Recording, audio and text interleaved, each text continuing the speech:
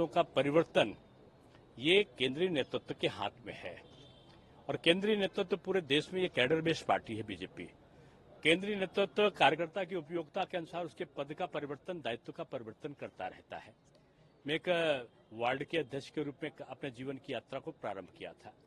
मंडल का उपाध्यक्ष रहा, प्रदेश में 3 बार युवा मोर्चे का अध्यक्ष रहा, 1 बार उपाध्यक्ष रहा, 1 बार प्रभारी रहा, पर्यटन का चेयरमैन रहा, राष्ट्रीय युवा आयोग में रहा, राष्ट्रीय युवा नीति बनाई और राष्ट्रीय उपाध्यक्ष के रूप में मुझे गुजरात ऐसे प्रदेश का प्रभार मिला।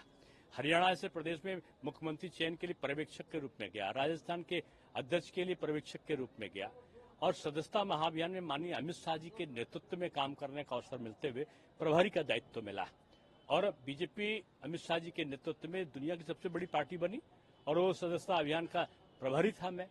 तो मैं कह सकता हूं कि पार्टी ने हर स्तर पर मेरा उपयोग किया और मुझे भी उप मुख्यमंत्री के रूप में 4 महत्वपूर्ण विभाग, नेता सदन का दायित्व और उसके साथ साथ 11 साल महापौर का दायित्व, यानी भरपूर दिया है इस पार्टी ने और मैं भरपूर देना चाहता हूं इस पार्टी के लिए समर्पण भावना से, छोटे से काम से लेकर जो भी काम पार्टी सौंपती है, क्योंकि मैं उस समय से काम कर रहा हूं जो छोटेपन से मेरे पूज्य पिताजी को श्रद्धेय दीनदयाल जी उपाध्याय जी का और माननीय अटल जी का सानिध्य मेरे पिताजी को प्राप्त था और बचपन से ही मैंने अटल जी के विभिन्न दौरों को देखा है। माननीय कलराज मिश्रा जी के साथ संगठन का, माननीय कल्याण सिंह जी के साथ विभिन्न प्रकार के नए नए चीजों को सीखने का अवसर मुझे मिला और आज योगी जी के साथ काम किया है। अमित शाह जी के साथ मैंने 3.5 साल काम किया, 3.5 साल।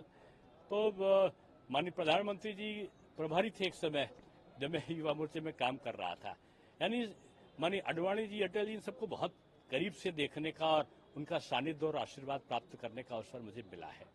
मैं यही कह सकता हूं कि पार्टी ने विभिन्न अवसरों पर मुझे दायित्व दिया है और बस एक दायित्व मिले और उसमें लग जाओ। आगे क्या होना है इसकी ये मेरा स्वभाव नहीं रहा है।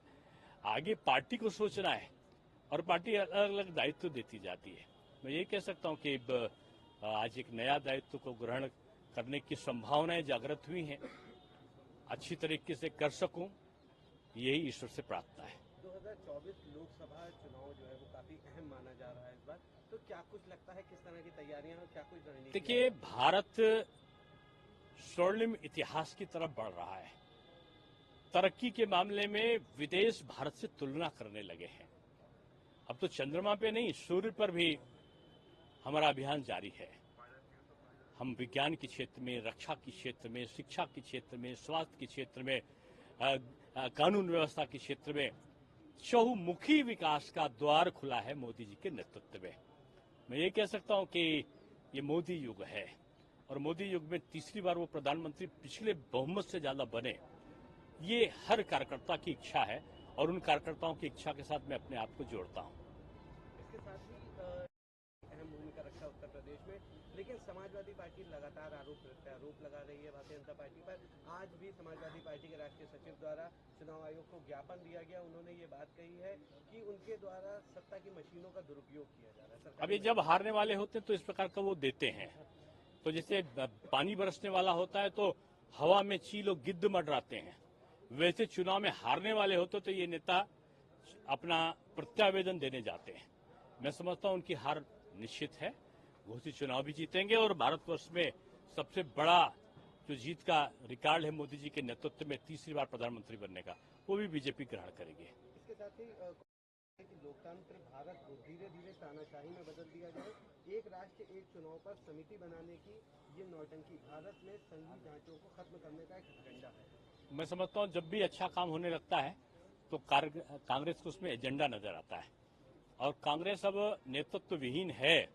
ये बगैर दूल्हे की बारात है और बगैर दूल्हे की बारात हमेशा जनातियों के द्वारा लौटाई जाती है कि जनता के द्वारा चुनाव में लौटाई जाने वाली बारात है। ये गठबंधन नहीं है, ये कुछ लालच भरे लोगों का जो सनातन संस्कृति को नष्ट करने का ख्वाब देख रहे हैं, ऐसे लोगों का एक समूह है जिसको भारतवर्ष में सबसे बड़ी पराजय की तरफ जाना होगा। इसके साथ ही ये वन नेशन वन इलेक्शन का जो मुद्दा है, तरीकों से उसको देख रहा है, क्या कुछ राय रखता है? उसको पता है कि वन नेशन वन इलेक्शन होगा तो सब जगह से सुपड़ा साफ हो जाएगा। विपक्ष अपनी हार की व्यथा को बयान नहीं कर पाता शब्दों में, वो अपनी हार की जो व्यवस्था उसकी है उसको कराह कराह कर बोलता है। और उसको लग रहा है कि मोदी जी सारे सुधार ला रहे हैं, बेईमानी के सारे रास्ते बंद कर रहे हैं, एक एक करके इस देश के अपव्यय को रोक रहे हैं। ये चुनाव बार बार कराना कितना बड़ा अपव्यय है। कहीं पंचायत का चुनाव तो आचार संहिता, कहीं नगर निगम चुनाव तो आचार संहिता, विधान परिषद, राज्यसभा, लोकसभा, विधानसभा, सारे चुनाव, सारी आचार संहिता, काम बंद। और पता लगा कि हर चुनाव में करोड़ों अरबों रुपए का बेकारी। एक व्यवस्था दी है मोदी जी ने, लोग अपने सुझाव दें। राष्ट्रपति, पूर्व राष्ट्रपति कोविंद जी एक विद्युत पुरुष है, वो इसका परीक्षण करेंगे, अपना सुझाव दे। विपक्ष पहले से अपना निर्णय क्यों दे रहा है? ढोल वाले